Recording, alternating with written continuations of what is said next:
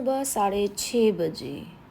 तो गाइस जैसे आप देख सकते हैं सुबह सुबह मेरी कैसी हुई है, और देख के आपको कुछ कुछ समझ में आ रहा होगा, नहीं होगा तो थोड़ी देर में तो समझ में आ ही जाएगा कि क्या होने वाला है।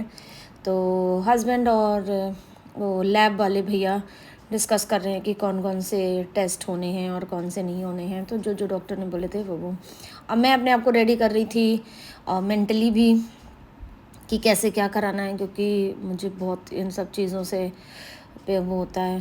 तो अंदर अंदर मेरा चल तो रहा था कि कैसे कराऊं, लेकिन मैंने शांति से करवा लिया। जैसे आप देखोगे अभी आगे भी कि मैंने कोई भी वैसा कुछ भी नहीं, नाटकबाजी नहीं करी। मैं आराम से मैंने निकलवा लिया ब्लड। बस ये मेरे को टेंशन होती है पहले, और ये जो बेल्ट बांधी थी ना वो इतनी टाइट थी ना, मुझे उससे ज़्यादा प्रॉब्लम हो रही थी। मुझे नीडल से और ब्लड निकालने से उतनी प्रॉब्लम नहीं हो रही थी जितना वो, अब वो बार बार मेरे से कहता कि हाँ तो आप ऐसे ऐसे करिए तो आपकी वेन, कि मेरी वेन का हमेशा प्रॉब्लम रहता है। इतनी पतली हैं, सब यही बोलते हैं कि मतलब निकलती ही नहीं है, बहुत दिक्कत होती, बहुत टाइम लगता है। वो भी बहुत देर तक परेशान रहा। तब उसने कहा कि हाँ तो आप थोड़ा सा ऊपर नीचे करिए, शायद आपकी वेन दिख जाए। मैं पता नहीं क्या, मेरी वेन्स इतनी पतली हैं कि उनको दिखती ही नहीं है। तो फाइनली फिर उसे मिल गई और उसने खूब सारा खून मेरा पी लिया। तो खैर पहले रिश्तेदार अपने कुछ लोग, खून के रिश्ते जो थे वो मेरा खून पी रहे थे। अभी मैंने पिलाना बंद कर दिया था खून, तो कहीं ना कहीं तो खून बैलेंस बराबर करना ही था ना। तो चलो ऐसे खून निकलवा दिया, वरना कुछ समय पहले तक तो वही लोग पी लेते थे तो इतना ज़्यादा नहीं हो रहा था। ज़रूरत से ज़्यादा ही हो गया था शायद बॉडी में, तो इसलिए निकालने की नौबत आ गई। वो लोग होते तो शायद निकलवाने की नौबत नहीं आती वो, क्योंकि मेरी ऐसे भी इतने सालों से खून पीते ही आ रहे थे। अब मैंने थोड़ा उनको एंटरटेन करना बंद कर दिया और खून देने से मना कर दिया, तो शायद, बट मेरा तो कोई नहीं, उनका क्या हालत हो रही होगी। मेरा खून पीने की तो आदत हो गई थी उन लोगों को, तो मैं वही सोच रही थी कि उनकी क्या हालत होगी। खैर जो भी है, हंसी मजाक एक तरफ, दूसरी तरफ ये कि मुझे डॉक्टर ने बोला था कि टेस्ट करवाइए, क्योंकि आपकी मतलब वीकनेस क्यों हो रही है, ड्राउजीनेस क्यों हो रही है, और बहुत ही ज़्यादा मतलब कभी फीवर कभी कुछ, तो इसीलिए करा लिया। तो 2 घंटे बाद फिर से, खाना खाने के बाद मुझे फिर से कराना था।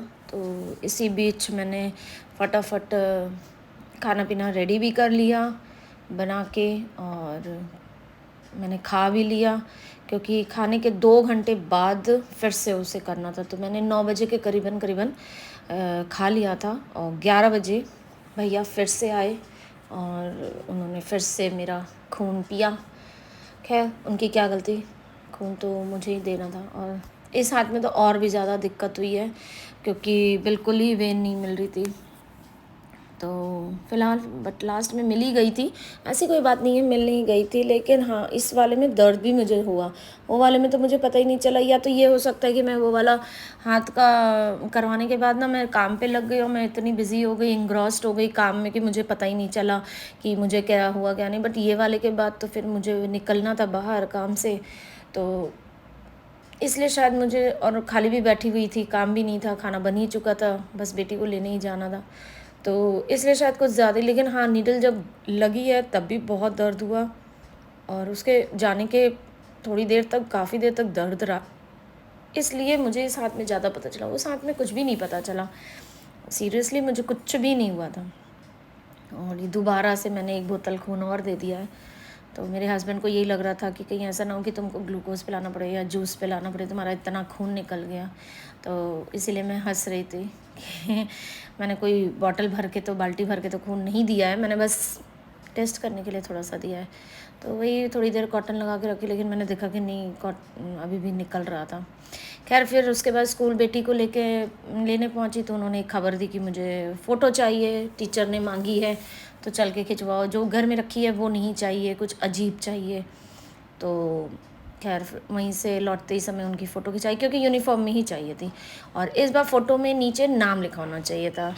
तो क्या क्या रोज़ स्कूल में नया नया कहानी आती है। खैर करवाना तो था ही, करवा के फिर वहीं पे वेट किया 5-10 मिनट, और करवा के तब वापस हम लोग घर आए और फिर मैंने सोचा कि चलो मेरे 2-3 गमले खाली हैं तो 1-2 प्लांट ले लेती हूँ।